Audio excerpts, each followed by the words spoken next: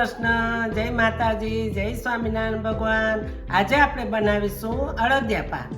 તો અડદિયા પાક બનાવવા માટે આ કરકરો લોટ છે, અડદનો લોટ છે 500 ગ્રામ। તો 300 ગ્રામ ઘી જોશે, 300 ગ્રામ ખાંડ, આ ગુંદ, આ ડ્રાયફ્રૂટ અને ધાબો દેવા માટે દૂધ છે। હવે આપણે આમાં ધાબો દઈ દઈશું। ઘી અને દૂધનો ધાબો દઈશું આપણે।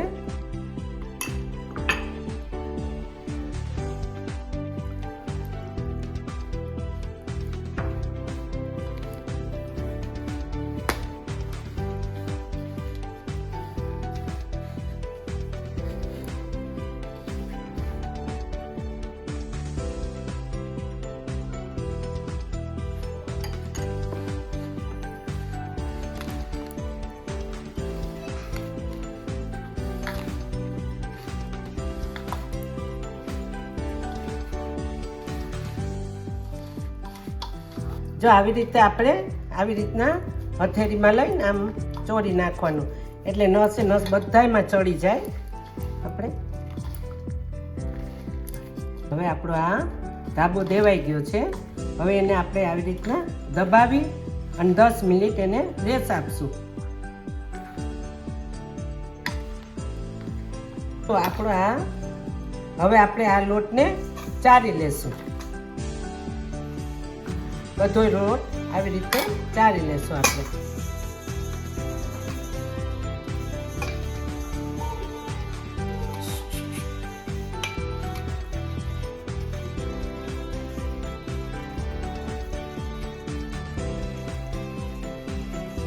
હવે આપણો આ લોટ ચરાઈ ગયો છે।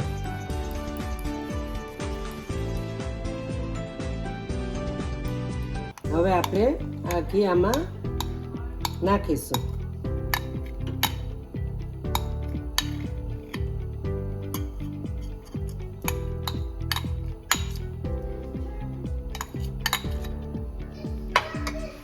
તો આ ઘી થઈ ગયું છે, એમાં આપણે આ ગુંદ બધોય તળી લેશું।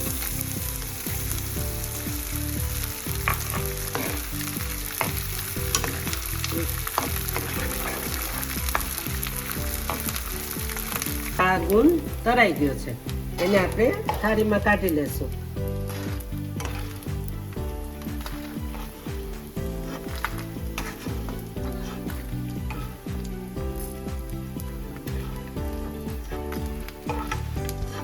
આ લોટ બધોય આમાં શેકી લેશું।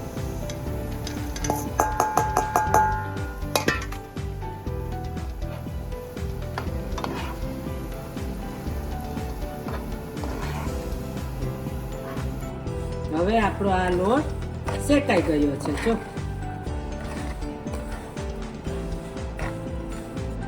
હવે આપણે આ ચાસણી કરીશું। 1 થી 1.5 તારની ચાસણી કરીશું।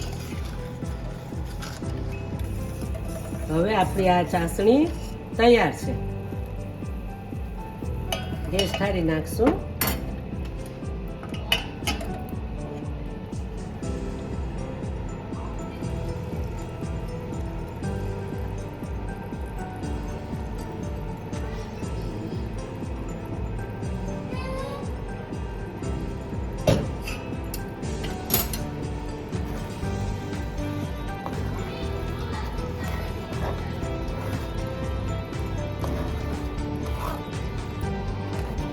ગુંદાઈ નાખી દેશું આપણે। આ જે કર્યો હતો ને આપણે એ ગુંદાઈ નાખી દેશું।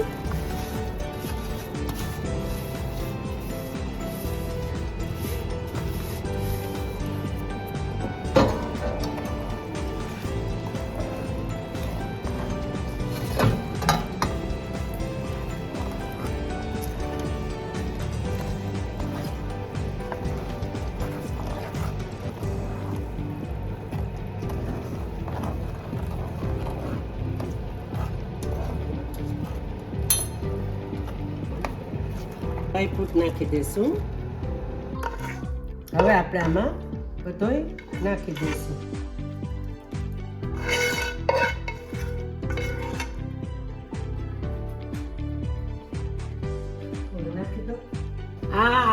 આપણે અડદિયા પાક બનીને તૈયાર છે. તો મારી રેસીપી તમને કેવી લાગી તો મારી ચેનલને લાઈક કરો, શેર કરો અને ફોલો કરો. જય શ્રી કૃષ્ણ, જય માતાજી, જય સ્વામિનારાયણ ભગવાન.